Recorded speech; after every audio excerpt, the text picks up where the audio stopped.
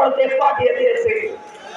আমি সেই তারেক রহমান আজকে আমাদের প্রধান অতিথি। এখনো আমাদের ষড়যন্ত্র শেষ হয় নাই। আমি সবসময় বলি, বাংলাদেশের জন্মের পর থেকে সারা জীবন সমস্ত ষড়যন্ত্রকে মোকাবেলা করেই আমরা এখানে এসেছি। ষড়যন্ত্র হয়েছে, জিয়াউর রহমান মোকাবেলা করেছে, ষড়যন্ত্র হয়েছে, খালেদা জিয়া মোকাবেলা করেছে, ষড়যন্ত্র হচ্ছে। সেই ষড়যন্ত্র তারেক রহমানের নেতৃত্বে আমরা মাটিতে মিশিয়ে দেব ইনশাআল্লাহ। আর যারা নির্বাচনের বিরোধিতা করেন, ৭০ বছর আন্দোলন করেছি গণতন্ত্রের জন্য, ভোটের জন্য, অধিকারের জন্য, আমরা কি ভাই ভোটের জন্য আন্দোলন করি নাই? আমরা কি চাই না একটা ভোট দিতে? সেই সময় কোন মেয়ারের কথা ছিল না। এখন নতুন নতুন শব্দ উচ্চারণ করে বাংলাদেশের স্বাধীনতাকে প্রশ্নবিদ্ধ করতে চান।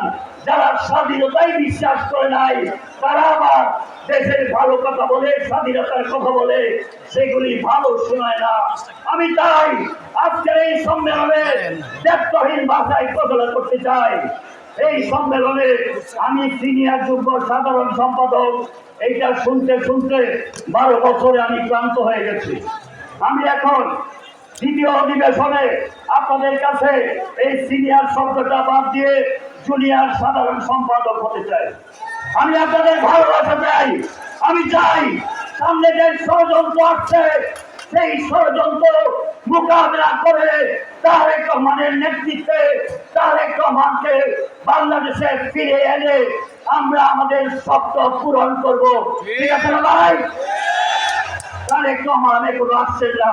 আমি বিপ্লবী মহাসচিব আপনাকে অনুরোধ করব, এই বাংলাদেশ শোনার, এই বাংলাদেশের প্রতিটা মাটি জিয়া পরিবারের সাথে জড়িত।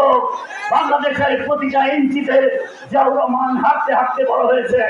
এই কিশোরগঞ্জে মাইলের মাইল ঘুরে ঘুরে জিয়াউর রহমান খাল কেটেছেন।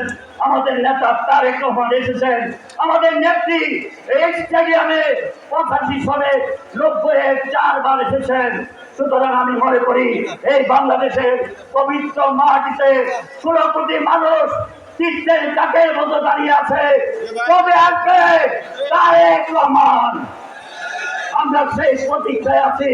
আমি আমার বক্তব্য আর দীর্ঘায়িত না করে শুধু বলতে চাই, আমাদের কবিরা যারা এই সংগঠনকে এই পর্যন্ত টেনে এনেছেন, আমাদের অনেক সিনিয়র নেতৃবৃন্দ আছেন।